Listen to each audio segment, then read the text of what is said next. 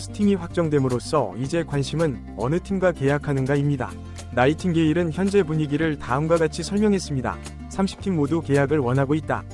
30팀 모두 다저스일 것 같은 상황에서 반전을 노리는 팀이 있습니다. 샌디에고 파드리스입니다. 사사키의 현 상황을 살펴보기 전에 오타니 이야기부터 해보겠습니다.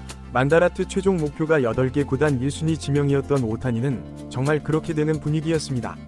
8개 구단 1순위는 노무가 달성한 적이 있지만 고졸 선수는 없었습니다. 하지만 오타니는 마음을 바꿔 메이저리그에 직행하기로 하고 자신을 뽑지 말아달라고 공개적으로 말합니다. 계약이 유력한 팀은 다저스와 보스턴이 있습니다. 하지만 전사의 심장을 가진 팀이 있었으니 니포넴 파이터스였습니다. 니포넴은 오타니를 뽑기 1년 전 스가노를 1순위로 지명합니다. 스가노는 외삼촌인 하라가 감독으로 있는 요미우리가 아니면 입단하지 않을 거라 선언했고 다른 팀들은 지명을 포기합니다. 하지만 니포넴이 스가노를 지명한 다음 추첨에서 승리해버립니다. 스가노는 공언대로 니포넴 입단을 거절합니다. 그리고 1년을 쉰 다음 단독 1순위 지명을 받고 요미우리에 입단합니다. 졸업 유예를 했기 때문에 경기 출전이 불가능했던 스가노는 1년 동안 몸을 만들면서 메이저리그 경기를 많이 봤던 것이 큰 도움이 됐다는 인터뷰를 합니다. 요미우리에 입단했기 때문에 포스팅이 불가능했던 스가노는 내년 진출을 노리고 있습니다. 스가노는 마에다보다 한 살 어린 1989년생입니다. 니포넴은 2년 연속으로 1순위 지명권을 날릴 수도 있었지만 오타니 설득에 성공합니다. 메이저리그 팀과 계약하면 투수만 할 생각이었던 오타니는 투타 겸업을 전폭적으로 밀어주겠다는 니포넴의 제안을 받아들입니다. 사사키는 입장이 오타니와 달랐습니다. 2011년 동일본 대지진 때 아버지와 조부모님이 사망하고 집이 쓸려내려가면서 동생을 업고 대피해야 했던 사사키는 전학을 간 학교에서 이재민 친구들과 야구를 합니다. 야구 선수는 아버지의 꿈이기도 했습니다. 오사카 출신인 다르비슈가 센다이에 있는 고등학교에 진학하고 혼슈 출신인 야마모토가 큐슈 학교에 진학한 것처럼 중학교 때 두각을 나타낸 사사키에게 야구 명문고에 입학 제안이 옵니다. 하지만 사사키는 고시엔에 함께 가자며 친구들과 했던 약속을 위해 지역 고등학교에 진학합니다. 여름 고시엔 출전권이 걸린 마지막 대회에서 공을 너무 많이 던진 사사키는 감독의 결단으로 결승전에 등판하지 않습니다. 사사키의 오우나 토고는 오타니의 모교인 하나마키 히가시 고교에 패해 고시엔 진출이 좌절됩니다. 사사키는 눈물을 쏟습니다. 도호쿠에 대한 애정이 이 정도로 각별했던 사사키는 오타니처럼 메이저리그에 가기보다는 도호쿠가 연고지인 라쿠텐에 입단해 자신의 우상인 다나카처럼 라쿠텐의 에이스가 되는 게 꿈이었습니다. 사사키는 돈을 많이 벌어 지역사회를 돕고 싶다는 꿈도 있었습니다. 하지만 1순위 지명권 추첨에서 라쿠텐이 아닌 지바 롯데가 승리하면서 사사키의 꿈은 날아갑니다. 입단을 거절할 것이 두려웠던 지바 롯데는 회심의 카드를 던집니다. 메이저리그에 가고 싶을 때 보내주겠다고 한 겁니다. 물론 지바 롯데는 공식적으로 인정한 적이 없지만 1년 전 사사키 측이 제보한 것으로 보이는 보도를 부인하지 않은 점, 결국 4시즌 만에 보내주는 점에서 약속이 있었을 것으로 생각됩니다. 지바 롯데는 투구폼 교정과 몸 만들기에 1년을 투자할 만큼 사사키에게 정성을 쏟습니다. 사사키는 4년 동안 394이닝에 그치지만 승리 기여도 17.5를 기록합니다. 사사키에 대한 오해는 사사키가 지바 롯데를 메이저리그 진출의 발판 정도로 생각해 최선을 다하지 않았다는 겁니다. 하지만 좋은 성적을 내야 더 빨리 갈 수 있는 사사키로서는 최선을 다하지 않을 이유가 없었습니다. 사사키에게 했던 약속이 부메랑이 될 줄 몰랐던 지바 롯데는 결국 약속을 지켰고 이적료를 거의 챙기지 못하게 됐습니다.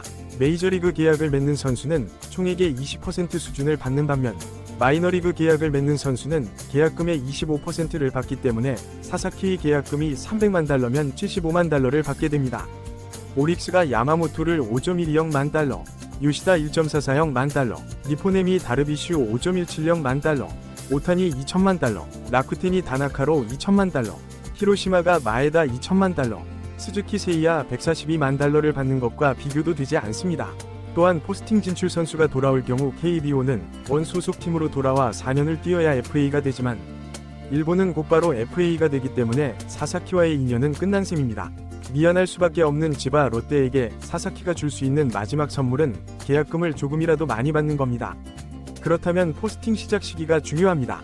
현재 국제계약 보너스가 많이 남아있는 순위는 1위가 250만 달러인 다저스, 2위가 214만 달러인 볼티모어, 3위가 148만 달러인 양키스로 트레이드를 통해 다른 팀에서 더 가져오지 않으면 다저스의 250만 달러가 최대입니다. 하지만 내년 1월 15일에 리셋이 되면 8팀이 755만 달러, 6팀이 690만 달러, 양키스, 매츠, 보스턴, 샌디에고, 에인절스 등 12팀이 626만 달러, 휴스턴과 세인트루이스가 564만 달러, 다저스와 자이언츠가 가장 적은 514만 달러를 가지게 됩니다. 12월 2일 전에 포스팅이 시작되면 협상 기간이 최대 45일이기 때문에 2024년 한도 내에서 1월 15일 전에 계약을 해야 합니다. 하지만 12월 2일 이후 포스팅을 시작하면 1월 15일이 넘어가기 때문에 내년에 보너스 머니를 쓸 수 있습니다. 다저스는 250만 달러에서 500만 달러로, 양키스는 150만 달러에서 600만 달러로 늘어납니다. 사사키 본인은 계약금을 신경 쓰지 않는다고 해도 지바 롯데가 받는 돈이 조금이나마 늘게 됩니다. 포스팅 시작 날짜가 가장 중요한 팀은 샌디에고입니다. 샌디에고는 내년에 보너스 머니가 600만 달러지만 탈탈 털어쓴 올해는 2.200 달러가 남아 있습니다. 이에 포스팅이 12월 2일 이전에 시작되면 샌디에고는 기회가 사라집니다. 샌디에고가 기대고 있는 첫 번째는 다르비슈의 존재입니다. 지금까지 행보를 보면 사사키는 실리보다는 본인의 신념과 명분을 더 중요하게 여기는 것으로 보이는데, 지난 WBC 때 다르비슈 스쿨의 가장 열렬한 수강생이었던 사사키가 다르비슈를 각별하게 생각할 수 있다는 게 샌디에고 측의 기대입니다. 사사키는 다르비슈가 준 샌디에고 티셔츠를 입고 탁구를 치는 모습이 포착되기도 했습니다. 다르비슈만큼 중요한 존재는 에이전트인 조엘 울프입니다. 오타니의 에이전트가 네즈 발레로인 반면 조엘 울프는 야마모토와 스가노의 에이전트이자 다르비슈의 에이전트입니다. 지난 여름 다르비슈는 동생의 건강이 갑자기 나빠지면서 제한 선수 명단에 오릅니다. 개인적인 이유로 경기에 나서지 못해 제한 선수가 되면 연봉 지급이 중단됩니다.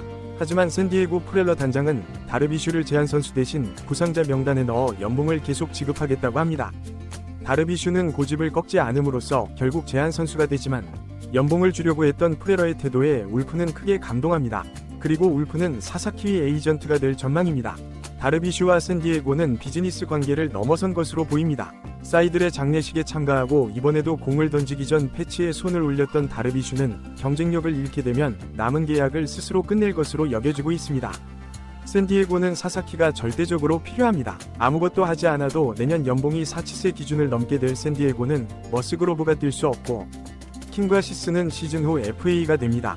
메릴 같은 저연봉 선수가 마운드에도 등장해야 합니다.